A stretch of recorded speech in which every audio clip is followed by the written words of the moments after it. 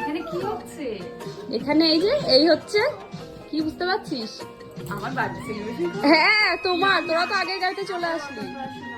কি হবে তোর? না চলো গাইজ, আমি তোমাদেরকে বলছি, তো তোমাদের সবাইকে বলছি, আজ রাত 12টার পরে 19 তারিখ হয়ে যাবে। আর 19 তারিখে হলো অমিতার বার্থডে। তো অমিতা জানে তো না, আমাদের কেকের উপরে লেখা আছে তো দেখো, তো অমিতা জানে না যে অমিতার জন্য এই আয়োজন করা রয়েছে। আমরা সবাই জানি যে আমরা দীঘায় রয়েছি, আর আমরা এখানে কিন্তু সবাই তো একটা রুম নিয়েছে, তো একটা রুমে এই ডেকোরেশনটা করা হয়েছে গোপনে।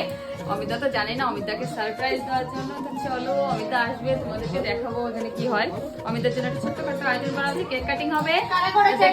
আচ্ছা করেছে হলো এই তো এনারা।